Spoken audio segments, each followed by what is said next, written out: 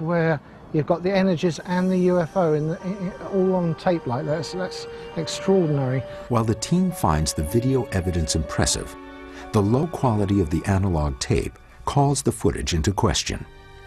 Tickle and Parsons, however, are convinced that this footage is indeed evidence of Earth energies and UFOs over Stonehenge. UFOs seem to travel along ley lines, along the energy grid, as if they're attracted to it. But in this particular case, what we saw over the barrow was that UFOs seem to be winking in and out of existence, almost as though they're traveling in between dimensions. Moving on to the famous standing stones at the center of the Stonehenge complex, the team meets with Maria Wheatley and Leslie Taylor. As we have special access to the stones, let's go in and see if we can find a ley line. The team is curious to see if they can trace intersecting lines of energy, which are said to lie under Stonehenge with the ancient art of dowsing. Dowsers believe that when a sensitive person passes over a line of force, involuntary muscle movements occur. Handheld sticks or metal rods exaggerate the tiny movements and make them more visible. The dowsing rod has no intrinsic power of its own. It acts only as an indicator of forces being detected by the human body.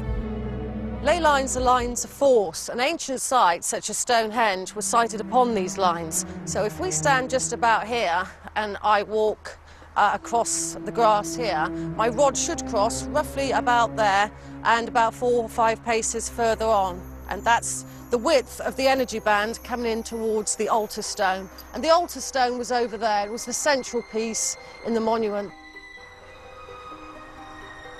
And there we go. There's the first reaction. And there's the second reaction, which is perfectly in line with the heel stone. Would you like a go? That's amazing. Sure. Maria claims she has discovered one of the lines of energy running through Stonehenge. Pat attempts to duplicate her findings. I'm walking. It's doing the thing. Didn't really go all the way this side. It's pointing that way now. I swear I'm not doing anything. I'm just walking very slowly. Look at that.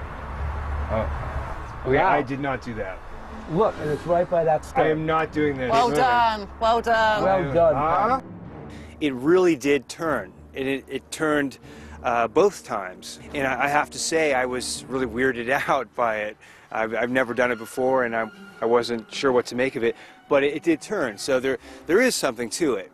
Ted wants to see if Maria and Pat are reacting to some form of magnetic field. The team retraces the path where the dowsing rods initially reacted, but this time, Ted scans the area with a handheld magnetometer, which will indicate the strength and direction of any magnetism. Okay, stop. Whoops. Zero. Maybe it's not a magnetic field. That's the obvious conclusion, that it's not a magnetic field.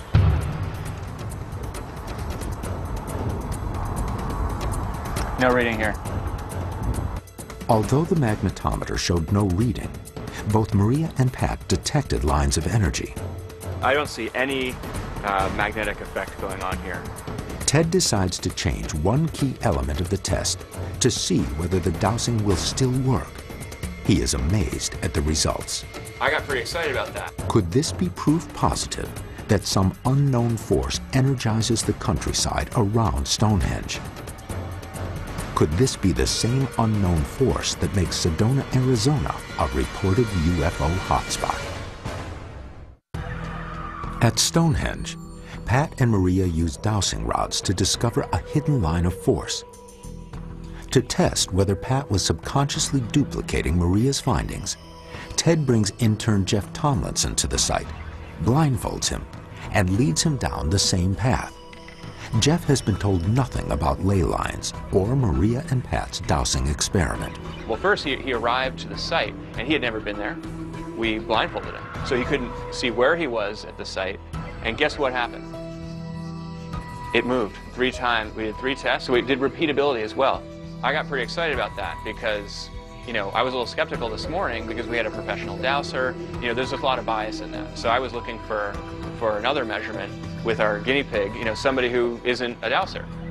Even blindfolded and having no prior knowledge of the area, Jeff's dowsing rod moved at the same place as Maria's and Pat's. It's one more piece of bias that we have to be concerned about, and that's the idea that you can tip and tilt, you know, this and force it to go there or there. On uneven ground. Yeah, so we developed this impromptu pendulum system, which basically hangs vertically straight to the ground. We removed Jeff's ability to turn his hand, and lo and behold, it didn't work. Interesting. Yeah, so we did it 6 times. So when you eliminate the human touch, the rod doesn't move. Is this proof that energy vortexes can be detected? So does that mean that you, as a scientist, think that there may be something to the ley line thing? I'm meant to be an objective, scientific observer here and not be biased. I have to admit, after that first test we did, I was pretty excited. We know that birds use the Earth's magnetic field to navigate when migrating. So the idea that people can also detect energy through a means not yet fully understood is plausible. The team feels their experiments here support the theory that the human body can detect Earth's energies. The team concludes Stonehenge satisfies all 4 criteria for UFO vortex detection. But is it a vortex? The team returns to the U.S. to see if one of the most puzzling sites in North America, Sedona, Arizona, can meet the definition of UFO vortex as well. Sedona, Arizona, approximately 115 miles north of Phoenix, is famous for the spectacular mountains of red stone which ring the area.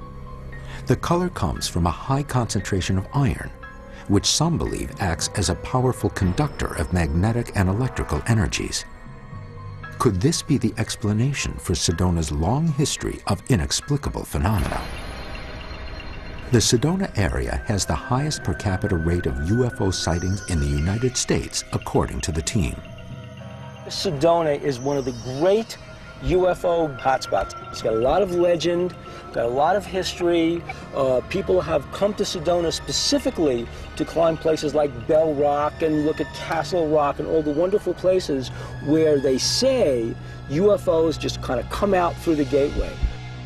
The team meets UFO researcher Chris O'Brien, who has spent years compiling a database of local anomalous phenomena. O'Brien formulated the 4 criteria of UFO vortex areas that the team has been using in their investigation.